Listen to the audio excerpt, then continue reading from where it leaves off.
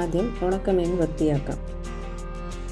ഇതിവിടെ ഞാൻ വെള്ളത്തിൽ കുതിർത്തൊന്നും വെച്ചിട്ടില്ല, അല്ലാതെ തന്നെ അതിൻ്റെ തൊലി ഇളകി വരുന്നുണ്ട്. അങ്ങനെ ചില ഉണക്കമീനാണെങ്കിൽ ഇതുപോലെ തൊലി ഇളകി വരാതിരിക്കും. ആ ടൈമിൽ നിങ്ങൾ ചെയ്യേണ്ടത് ചെറിയ ചൂട് വെള്ളത്തിൽ ഈ ഉണക്കമീനൊന്ന് കുതിരാനായിട്ട് ഇടുക. അതിനുശേഷം നിങ്ങളതിൻ്റെ തൊലി ഇളക്കാൻ ശ്രമിക്കുകയാണെങ്കിൽ എളുപ്പത്തിൽ അങ്ങ് ഇളകിപ്പോരും.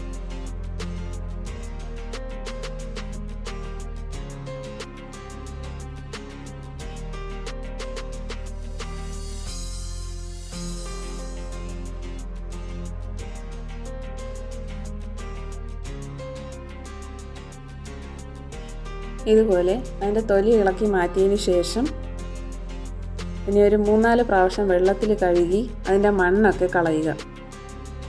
ഉണക്കമീൻ തോരൻ തയ്യാറാക്കാം. അതിനായി ആദ്യം ഒരു പാൻ സ്റ്റവിലേക്ക് വെച്ച് കൊടുക്കുക. അതിലേക്ക് കുറച്ച് എണ്ണ ഒഴിച്ചു കൊടുക്കാം. ഞാനിവിടെ വെളിച്ചെണ്ണയൊന്നുമല്ല എടുത്തിരിക്കുന്നത്, സാധാ നമ്മൾ ഉപയോഗിക്കുന്ന സൺഫ്ലവർ ഓയിൽ തന്നെയാണ്. എണ്ണ ചൂടായ ശേഷം 1/4 ടീസ്പൂൺ കടുക് ചേർത്ത് കൊടുക്കുക.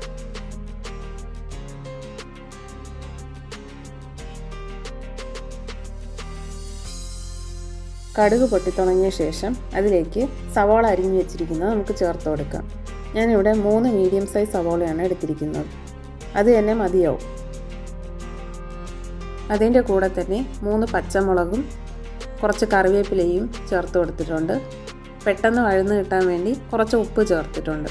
വളരെ ശകലം മാത്രം ഉപ്പ് ചേർത്ത് കൊടുക്കുക, ചിലപ്പോൾ ഉണക്കമീനിലും ഉപ്പ് കാണാൻ സാധ്യതയുണ്ട്.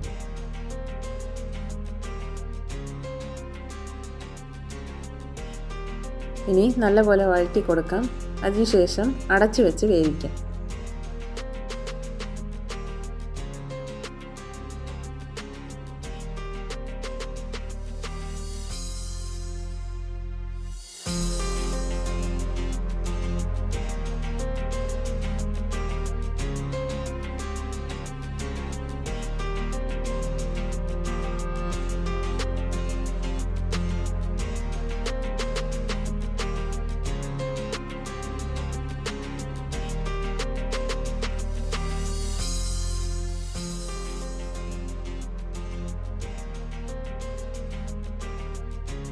സവാള ഒരുപാട് വഴന്ന് ബ്രൗൺ കളറൊന്നും ആവേണ്ട കാര്യമില്ല. ട്രാൻസ്പാരൻ്റ് ആകുമ്പോഴത്തേക്കും അതിനെ നമുക്കൊരു വശത്തേക്ക് മാറ്റി വെച്ചിട്ട് അതിൻ്റെ നടുക്കായിട്ട് നമ്മൾ കഴുകി വൃത്തിയാക്കി വെച്ചിരിക്കുന്ന ഉണക്കമീൻ വെച്ച് കൊടുക്കാം.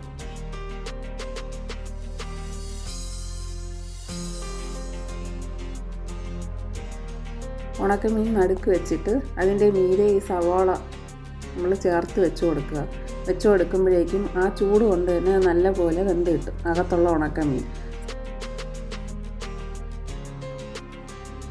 വഴറ്റി കൊടുക്കാത്തതിന് കാരണം അത് ഉടഞ്ഞു പോകാതിരിക്കാൻ വേണ്ടിയിട്ടാണ്.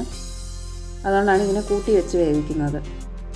ഇനി ഒരടപ്പ് വെച്ച് അടച്ച് വെച്ച് നല്ലപോലെ വേവിച്ചെടുക്കും. എന്ന് വെച്ച് ഒറ്റ സ്റ്റെപ്പിൽ അടച്ച് വെച്ചിട്ട് അങ്ങ് മാറിക്കളയരുത്. ഇടയ്ക്കിടയ്ക്ക് തുറന്ന് ചെറുതായി ഒന്ന് മിക്സ് ചെയ്ത് കൊടുക്കണം. അപ്പോഴേക്കും അത് ചെറിയ രീതിയിലൊന്ന് ഉടഞ്ഞു കിട്ടുകയാണെങ്കിൽ കുഴപ്പമില്ല.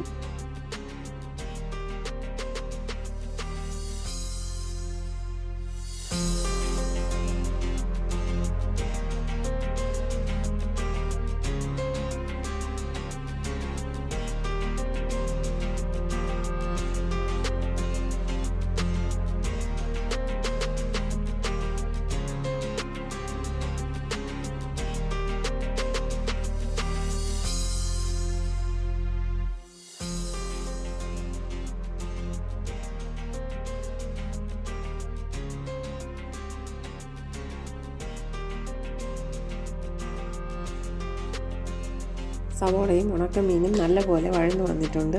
ഇനി ഇതിലേക്ക് ചിരകിയ തേങ്ങ ചേർത്ത് കൊടുക്കാം. തേങ്ങ ചേർത്ത് കൊടുത്ത ശേഷം ഈ ലോ ഫ്ലെയിമിലാക്കിയിട്ട് ഒരു 2 മിനിറ്റ് നേരം അടച്ചു വെച്ച് വേവിക്കാം. അപ്പോഴേക്കും തേങ്ങയും കൂടെ നല്ലപോലെ വെന്ത് വന്നിട്ടുണ്ടാവും. നമ്മൾ വിചാരിക്കുന്ന പോലെ ഒന്നും അല്ല കേട്ടോ, നല്ല ഒടുക്കത്തെ ടേസ്റ്റാണ് ഇതിന്. ചോറ്, രസം, അതിൻ്റെ കൂടെ ഈ ഉണക്കമീൻ തോരൻ, ഇത് ഒരു അടാർ കോമ്പിനേഷനാണ് കേട്ടോ. മസ്റ്റ് ട്രൈ റെസിപ്പിയാണ്.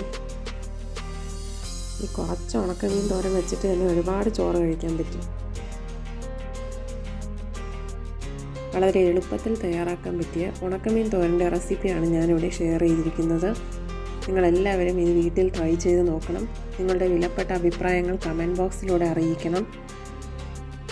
നിങ്ങൾ ഈ ചാനൽ ലൈക്ക് ചെയ്യുക, ഷെയർ ചെയ്യുക ആൻഡ് സബ്സ്ക്രൈബ് ചെയ്യുക. Thanks for watching.